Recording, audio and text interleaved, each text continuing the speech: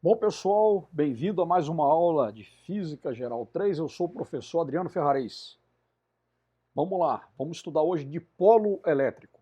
Começar aqui com o pensamento do momento, né, desse grande filósofo italiano chamado Antônio Gramsci, né, em que ele diz o seguinte: estudem, porque precisaremos de toda a inteligência de vocês. Tá certo? Então é importante estudar. Tá certo, pessoal? Vamos lá então, vamos falar do dipolo, né? Dipolo num campo elétrico uniforme. Então, o que é o momento de dipolo elétrico? Ele é um vetor, tá certo? Um vetor P, certo? Que tem um módulo P. Então aqui eu tenho aqui o vetor P, essa é a representação vetorial, e tem um módulo P.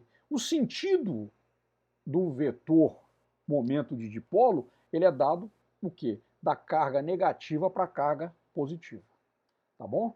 A natureza vetorial do momento de dipolo, ele permite que a gente possa escrever várias expressões, né, envolvendo esse conceito de uma maneira mais concisa. Então imagina aqui, olha só, o dipolo, né, é formado por duas cargas, uma carga positiva e uma carga negativa.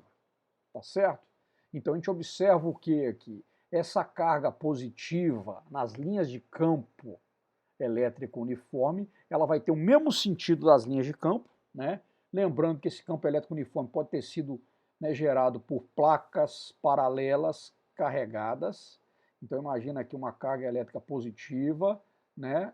O campo elétrico é de afastamento dessa placa positiva, e aqui uma placa carregada eletricamente negativamente, né? Então eu teria aqui que essa placa carga positiva é atraída por esse lado, né, no mesmo sentido das linhas de campo, e essa carga negativa no outro sentido. Então você cria aí esse dipolo, tá vendo?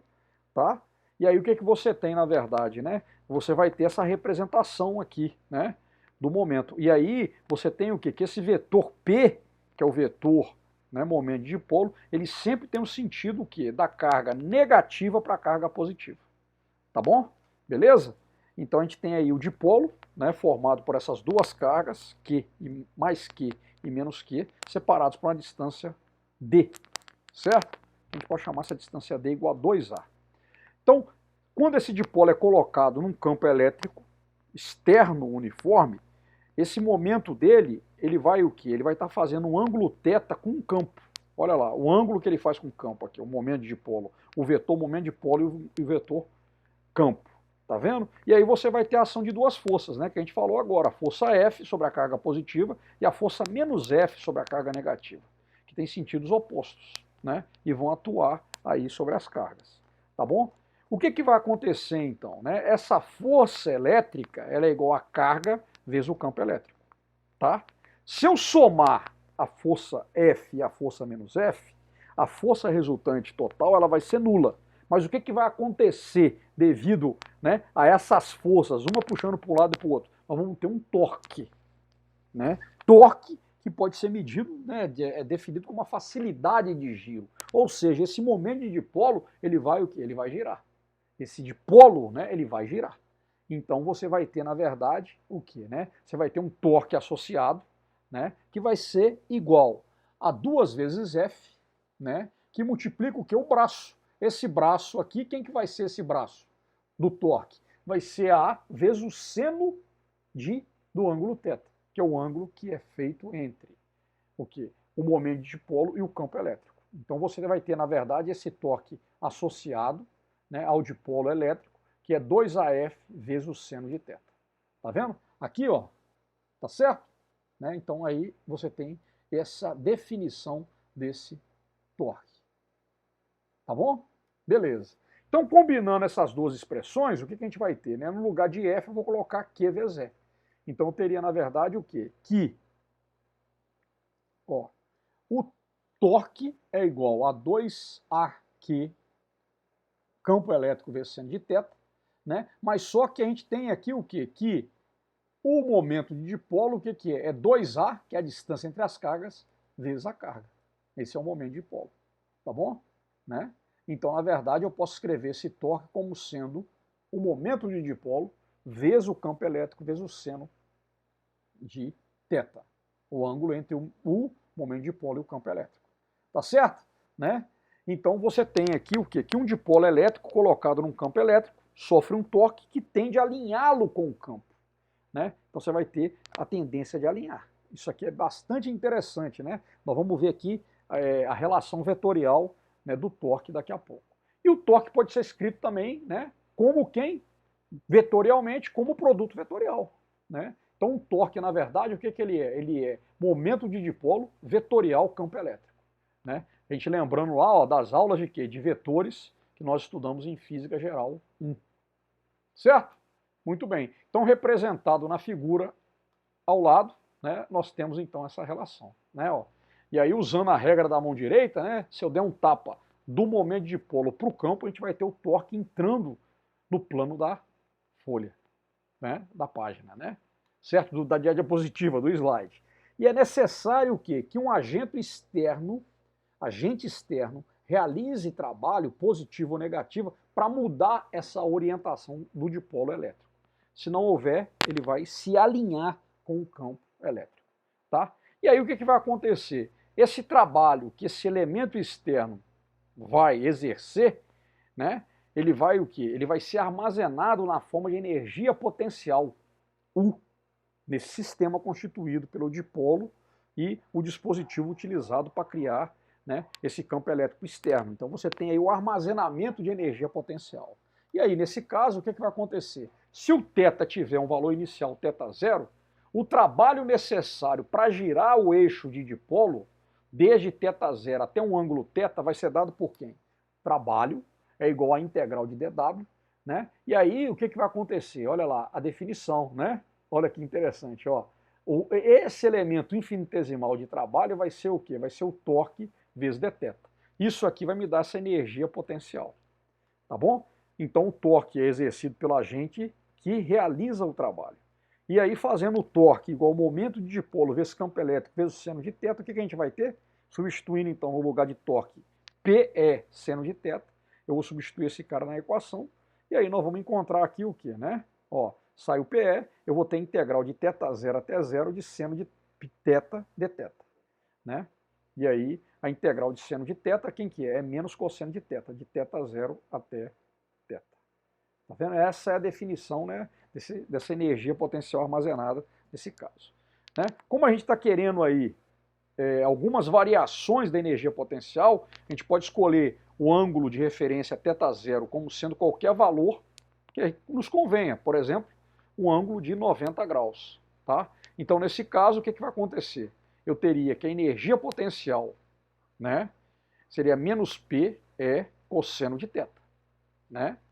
E aí, ou a gente pode escrever esse cara da seguinte forma, olha lá, como sendo um produto o quê? Um produto escalar. Olha a aplicação ali do produto escalar que a gente, né, estudou também lá em vetores, na Física Geral 1. Então a energia potencial aqui armazenada nesse sistema de dipolo, ela é igual a menos momento de dipolo escalar campo elétrico. Certo? Muito bem. Vamos falar um pouquinho então agora o seguinte, da molécula de água, né, que é uma molécula polar.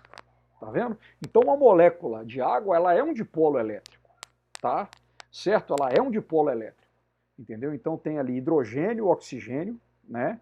E o que acontece aqui? Na molécula de água, os átomos de oxigênio e de hidrogênio, eles não estão numa linha reta, né? Mas eles fazem entre si um ângulo de 105 graus, né? E aí o que acontece? Os 10 elétrons, né? Os 8 elétrons do oxigênio e os 2 elétrons dos 2 átomos de hidrogênio, eles vão tender a permanecer mais próximo do núcleo de oxigênio do que do núcleo de hidrogênio. Então você já vai ter esse processo. O que isso faz? Isso faz com que o lado do oxigênio seja ligeiramente mais negativo que o lado do hidrogênio. Tá? E aí fazendo essa questão do dipolo. Então o momento de dipolo resultante aponta ao longo do eixo de simetria da molécula de água. Tá vendo? Né? Você tem ali então essa questão do momento de dipolo. Então, como todas as ondas eletromagnéticas, né, você vai ter o quê? Você vai agora, então, vamos falando aqui da molécula polar de água e o micro-ondas. Então, as micro-ondas, que é uma onda eletromagnética, ela tem um campo elétrico que oscila. E esse campo elétrico, ela vai o quê? Esse campo elétrico ele vai provocar a vibração dos dipolos elétricos. E aí, quando existe a vibração do momento de dipolo na molécula de água, né, e ela entra em ressonância, o que vai acontecer? Com esse campo oscilante das microondas, vai acontecer a absorção de energia dessa radiação de microondas. E com isso, o que vai acontecer? É o momento de dipolo da água que é o principal responsável pela absorção de energia dos alimentos colocados num forno micro-ondas. Então, olha só que coisa genial, né? O funcionamento do micro-ondas, né? Que é o aquecimento de alimentos que possuem água, é graças ao quê? A questão do momento de dipolo. Momento de dipolo num campo elétrico, né? E aí gerado por essa radiação. Como todas as moléculas... Aqui, perdão, isso aqui está repetindo, né? Desculpa. Então, olha lá, como é que funciona essa questão do micro-ondas, então? O forno de micro-ondas, ele não fornece calor, mas o que ele fornece? Ele vai o quê? Ele vai fornecer um campo elétrico para as moléculas de água que estão nos alimentos, tá? Então, os alimentos secos ou recipientes não aquecidos pelo micro-ondas, né, não são aquecidos, os recipientes nem os alimentos secos, embora ele pode ficar um tempo ali, né, dentro do micro-ondas, né? O que acontece, na verdade, né, quando você coloca um alimento, né, dentro de um recipiente, o recipiente não é aquecido pelo micro-ondas. Por quê? Porque ele não tem água, tá? Mas quando você coloca o alimento vai aquecer e, por tabela, ele vai, por condução, passar calor para o recipiente, né? Então, as micro-ondas, elas têm o quê? A capacidade de penetrar nos alimentos, causando a agitação das moléculas de água, tá? E vai resultar no calor. Então, essa coisa, essa oscilação, né? O que propicia esse cozimento? É justamente essa oscilação, né, das moléculas de água, né, que é uma molécula polar, um dipolo, né? E aí o que acontece, né? O micro-ondas não faz o vidro oscilar, nem o plástico, né? Então, né, eles não se aquecem no interior do forno, tá? Tem que ter água para isso, tá bom? Então, como as moléculas de água dos alimentos têm uma carga elétrica diferente nos seus polos, aquilo que a gente falou da concentração de elétrons de um lado, dentro de um determinado lado da molécula de água, elas vão girar com polaridade variável, né? E né, na direção do campo elétrico, diferente do campo variável do campo elétrico. E aí, quando essas moléculas elas estão girando, a fricção, o atrito entre as moléculas giratórias vai produzir calor. E é por isso que se cozinham os alimentos, de dentro para fora, né? E aí, quando você tem aqui, né? Por que você não pode usar um recipiente metálico dentro de um forno micro-ondas? Por quê? Porque o metal vai refletir as ondas, né? Impedindo que cheguem aos alimentos, né? E aí tem problema, né? Quando você coloca um metal, né? Ele vai ali soltar faísca, aquela coisa toda. Vai ser aquela festa, né? Por causa dessa reflexão. Tá vendo? Então aqui um pouquinho do princípio do micro-ondas, baseado aí na questão do momento de dipolo elétrico, do dipolo elétrico, tá? Explicando aí como é que se comportam as moléculas de água. Tá bom, pessoal? Essas são as referências da aula de hoje. A gente se vê na próxima aula.